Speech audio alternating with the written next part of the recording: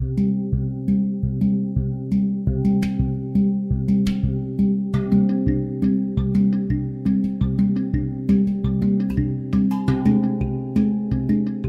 Golf, in a nutshell, is the story of Harmon Wilkes. He's an upwardly mobile real estate developer in the city of Pittsburgh, in the Hill District specifically.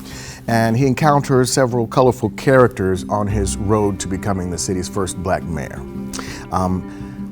For me, the story is primarily an exploration of freedom, personal freedom. There's a little bit of social dynamics, racial dynamics at play.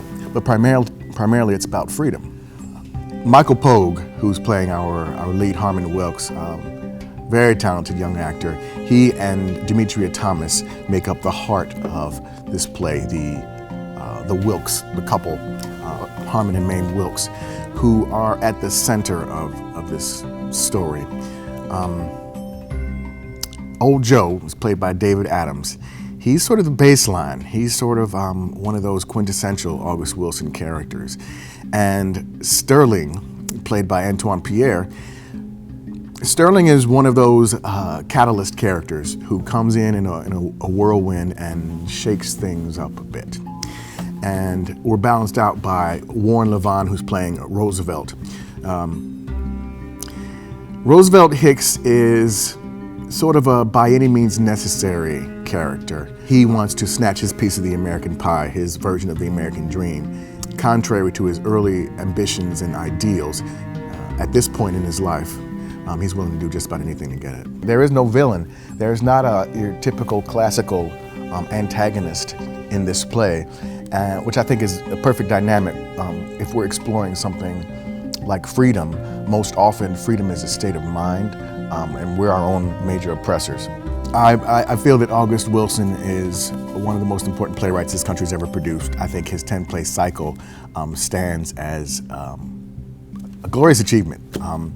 And this particular play, Radio Golf, if you look at all of his plays as a quilt, this one weaves so many different squares and fabrics from many of the other plays, and it doesn't necessarily tie them up nicely in a bow. I'm sure that was never his intention, but I think it is a very worthy and formidable cap to the 10-play cycle. We're going to bring the hill back. We're going to rename it Bedford Hills. How you gonna bring it back? It's dead. It takes Jesus Christ to bring it back. What you mean to say is you're gonna put something else in its place. Say that, but don't talk about bringing the hill back. The Hill District is dead. We're gonna bring back the whole area. Get some houses, some stores and shops. We're gonna build up everything. You say you do construction work? How about now is the time? No, we don't need the now. Let's try it's time. That works better.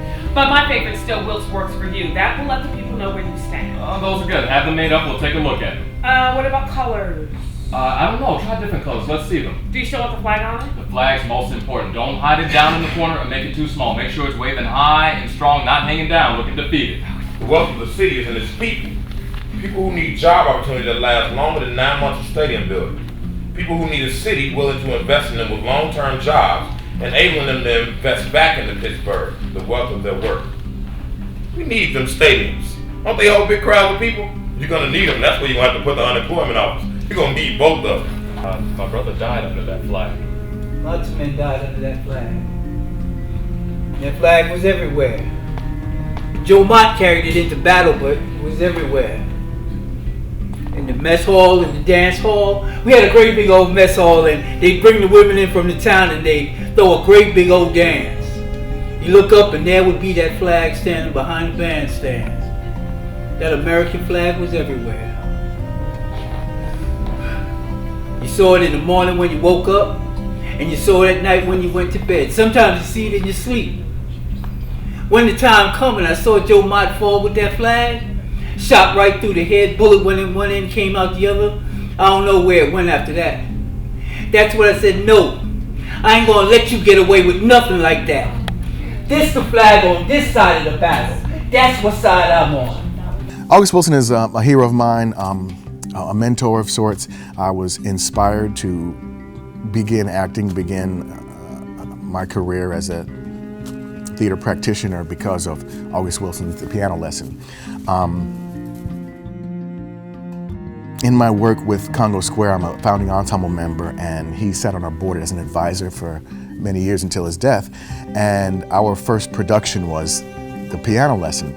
And I had met him several times up to that point, but he actually came to the show and shook my hand and looked me in the eye and told me what he thought, and he was very complimentary and very encouraging. So to be working on this show in this capacity is a dream. It's a dream come true.